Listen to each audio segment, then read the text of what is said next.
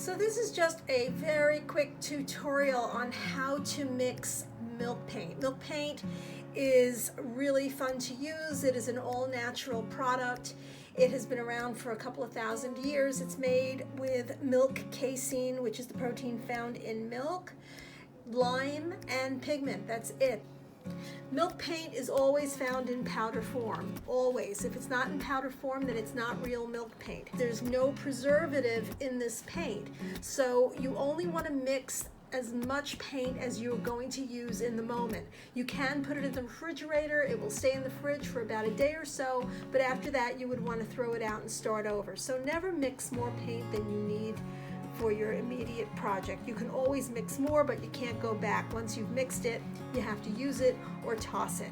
The milk paint I prefer is Sweet Pickins Milk Paint. I've used them all. I personally have found that Sweet Pickins mixes the best. Everything dissolves, and I find that I get much more use out of my paint.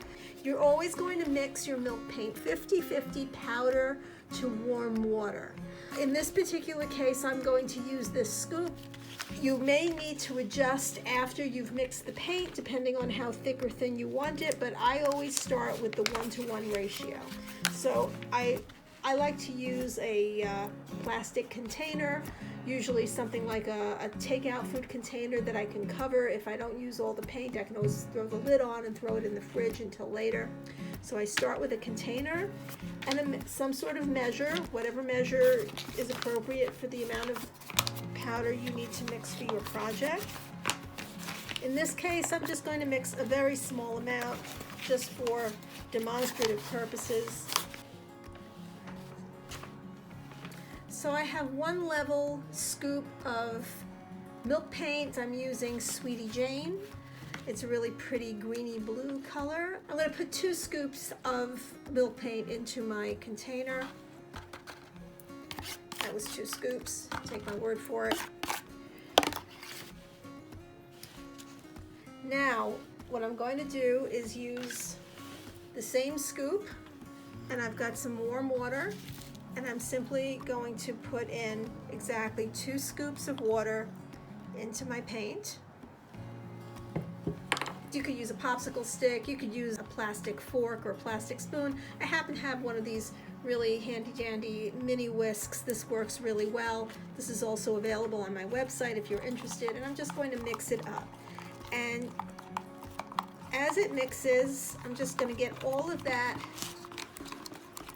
dissolved, and it looks like I need more water because the 50-50 is just a really, really good place to start. It's not perfect because it really depends on the color that you've chosen to mix, because all of the different paints, the different pigments take color differently. Some you need a little more water, some you need a little less water, but the 50-50 ratio is where you want to start, and then you adjust from there. So I'm just going to add a little bit more water, and I'm going to go very slow.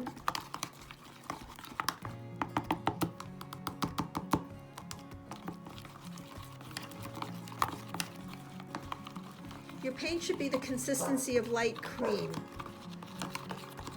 It's not going to be as thick as regular paint, and it's not going to go on as thick as regular paint.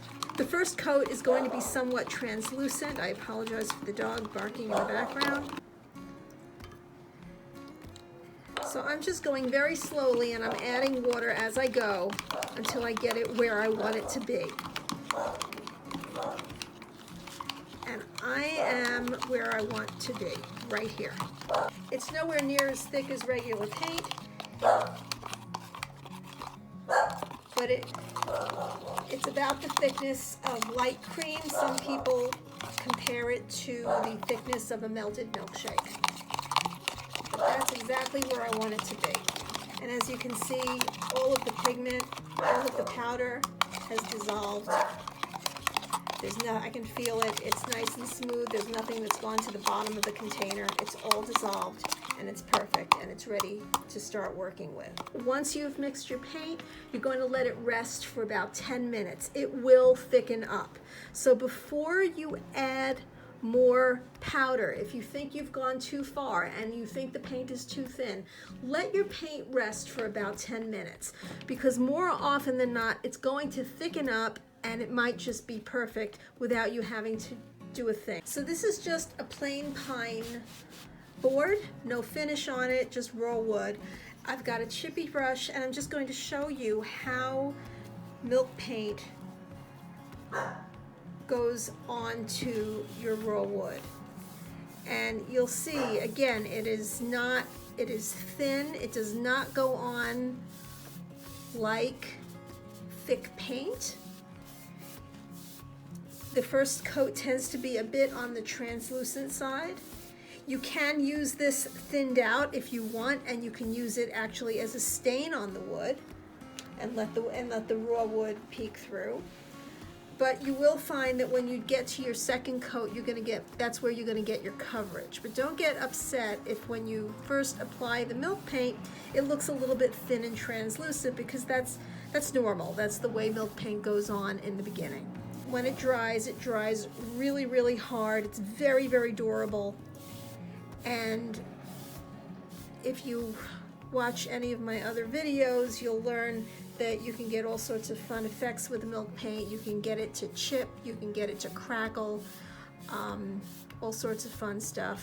What I like to do after I've let my paint dry and I do 2 coats, I will usually take a fine grit, extra fine grit sandpaper, like a 320 or a 400, and just lightly sand the surface. You'll find that when you sand milk paint, it does sand down to a nice, smooth, silky finish, and then you just top it off with either wax or a top coat polyacrylic sealer, and you're good to go.